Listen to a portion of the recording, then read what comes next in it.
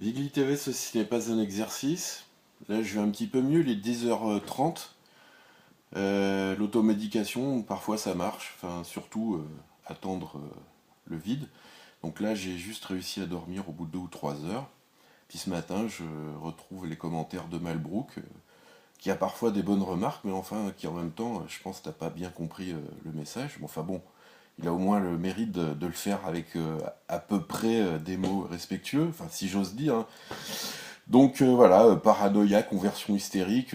Bon, paranoïa, je sais ce que c'est. Conversion hystérique, je sais pas ce que c'est, mais je crois que c'est plutôt vous, Malbrook, qui devriez aller consulter un psychiatre. Non pas parce que vous êtes fou, mais parce que ça, je sais pas comment le traduire en termes psychologiques, mais c'est comme si vous refusiez la réalité.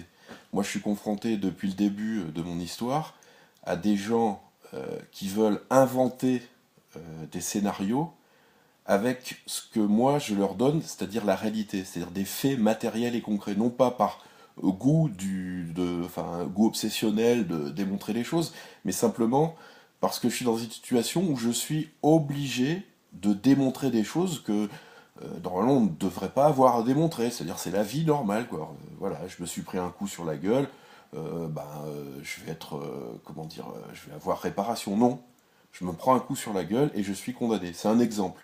Voilà, hier, 4 flics sont rentrés chez moi, c'est extrêmement grave. Ce sont des gens qui représentent la République, qui ont une arme à feu à la ceinture. 4 flics sont rentrés chez moi en violant mon domicile. Et depuis 24 heures, rien n'a été fait, aucune. Même pas, il ne s'agit pas même pas de dire que quelque chose a été fait. Je n'ai pas eu de réaction saine. Voilà, y compris de gens qui sont mes amis. Moi, j'attendais au moins des réactions saines. Et les réactions sont dignes euh, d'un film, justement. C'est comme si moi j'étais confronté à la réalité et les gens étaient dans un film. Ça, c'est un film, Malbrook. Hein, maintenant, je vais répondre aux gens directement. Ça n'est pas de la mise en scène. La mise en scène consisterait à avoir éclairé là-bas tout au fond avant de me lever pour avoir la bonne lumière. C'est ça la mise en scène dont vous parlez. Mais j'ai pas fait ça. Je suis dans mon lit, je viens vraiment de me réveiller. Là, je suis en forme. Pas comme à 2 heures du matin. La mise en scène, c'est ça. C'est préparé. J'ai rien préparé. J'ai allumé mon iPhone. Ah, il a un iPhone. J'ai allumé mon iPhone et je me suis dit, je vais vous répondre. Et répondre à tous les gens qui croient que. Alors, paranoïa, ça faisait longtemps, hein. J'en ai parlé encore avec un ami hier qui s'inquiétait pour lui-même. Et il n'est pas paranoïaque, je ne suis pas paranoïaque non plus, quoi, voilà. Et en ce qui concerne les théories freudiennes et tout ça, je pense qu'il y a des gens qui se réfugient au contraire, plutôt que dans la réalité, qui se réfugient dans leur inconscient, subconscient. Là aussi, je suis pas tout à fait professionnel là-dessus, mais qui se réfugient en allant chercher des raisons ailleurs dans leur tête pour leur donner, comment dire, ils vont chercher des raisons pour leur donner le moyen de ne pas agir dans la réalité. Voilà, il a fait son petit psychiatre. Moi, je parle beaucoup de psy, mais parce que j'en ai vu depuis 25 ans. 25 ans ou 20 ans 25 ans, je crois. Donc voilà. Et je crois qu'il y a beaucoup de gens qui parlent de ce qu'ils ne connaissent pas. Des théories psychanalytiques, psychiatriques, psychologiques.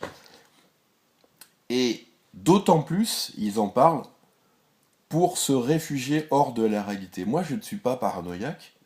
2 experts psychiatres l'ont dit. Si j'étais parano, bah, je serais soigné. Si j'étais un serial killer, bah, je serais pas en liberté. Voilà. Donc moi, je donne des faits aux gens et les gens me donnent des théories fumeuses ou des théories qui ont été avérées, mais qu'ils ne peuvent pas contrôler. C'est-à-dire qu'ils parlent de ce qu'ils ne savent pas, de ce qu'ils ne connaissent pas. Voilà. Moi, je parle de ce que je connais. Ça m'arrive. Hier, les 4 flics, ça n'était pas Steve McQueen et John Wayne. C'était des vrais représentants de la République française et qui, comme avec plein de gens tous les jours, ont violé mes droits et auraient pu aller plus loin. Voilà.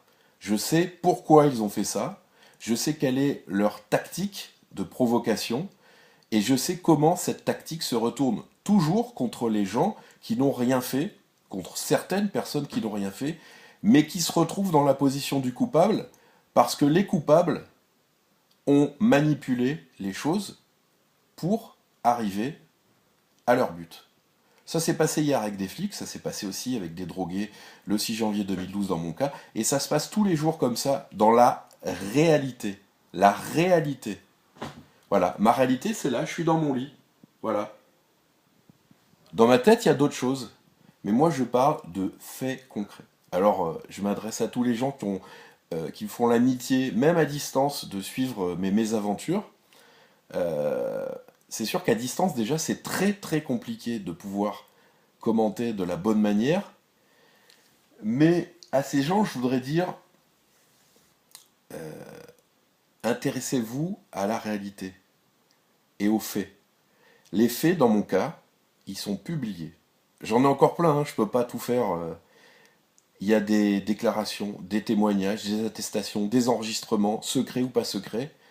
Vous avez tout ce qu'il faut entre les mains, presque tout, puisque j'en ai encore dans les boîtes, mais vous avez tout, tout ce qu'il faut pour pour être sûr que ce que je dis, c'est pas ni de la paranoïa, ni de la pathologie psychiatrique, c'est juste des faits concrets. Voilà. Donc maintenant, Malbrook, vous pouvez continuer à faire des diagnostics à distance, un petit peu comme SOS médecin. Moi, la seule réponse que j'ai, c'est des faits sur Internet. Et là, c'est un fait, je vais me lever en direct et sans mise en scène. Vous voyez, j'ai pas d'accessoiriste. Ici, c'est mes volets qui sont fermés et de manière presque obsessionnelle, puisque maintenant, ça fait un bout de temps maintenant, j'ai même peur de la police. Non pas parce que j'ai fait quelque chose de répréhensible, mais j'ai peur de leur propre névrose à eux. Et là, je parle vraiment au sens premier, hein, je fais pas d'ironie. Voilà. Donc je me lève, hein, sans mise en scène. J'ai pas calculé ni le timing, vous voyez, il y a de la lumière, là, il n'y a pas beaucoup de lumière. Alors je vais arriver au premier interrupteur, il se trouve, sans mise en scène, que c'est l'interrupteur de mon couloir. Sans mise en scène, voilà mon intérieur. Hein. Hier soir, je n'ai pas beaucoup mangé. Il y a ici... non, alors attendez, parce que oui, là, vous voyez, c'est un verre de vin. Je vais le prendre. Hein. Ce verre de vin, ça ne veut pas dire que je suis alcoolique. Il y a un verre de vin, c'est un fait concret. Là où des psychiatres ou des psychiatres d'opérette, entre guillemets, se trompent, c'est « Ah, il y a un verre de vin. C'est un alcoolique, regardez sa tête. Non monsieur, je viens de me réveiller. » Et vous voyez là, j'ai pas envie beaucoup, j'ai pas du tout envie de boire du vin. Putain, j'ai fait 7 minutes, 8 minutes. J'espère que vous serez restés avec moi. Alors derrière le type là-bas, hein, qu'on soit bien d'accord, hein, parce que moi je suis pas Steve McQueen, le type c'est Will Smith, c'est une PLV, ça s'appelle, c'est un truc en carton, en cinéma. Vous voyez, il a même une arme. Voilà. Moi aussi j'ai une arme, hein. Enfin en plastique, hein. Voilà. Je le précise aux gens qui sont venus perquisitionner chez moi. Voilà, cette arme elle est là, elle a une histoire. Voilà. C'est du plastique, hein. Elle est en plastique. Et ici, ce n'est pas la vitrine d'un serial killer cinglé, c'est juste la vitrine d'un mec qui aime le cinéma et les séries. Je fais bien la césure entre la réalité et la fiction. J'aimerais que les policiers fassent la même chose.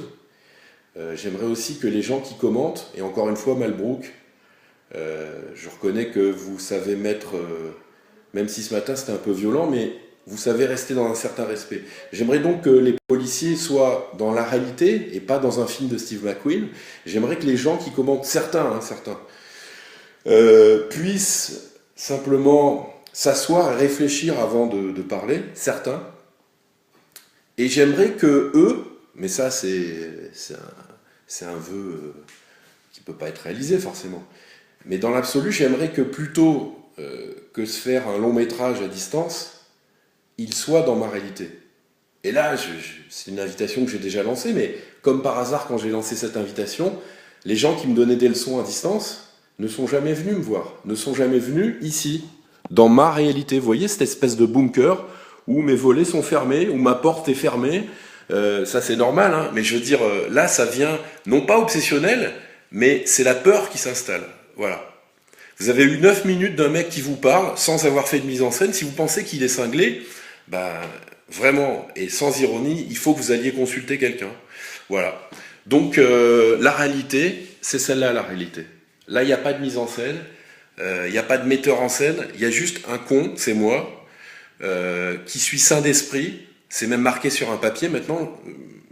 Je l'ai fait parce que finalement, les gens me poussaient à le faire. C'est dommage d'en arriver là. Voilà. Est-ce que vous pouvez montrer le papier, puisque vous vous en tenez toujours au psychiatre, au psychologue.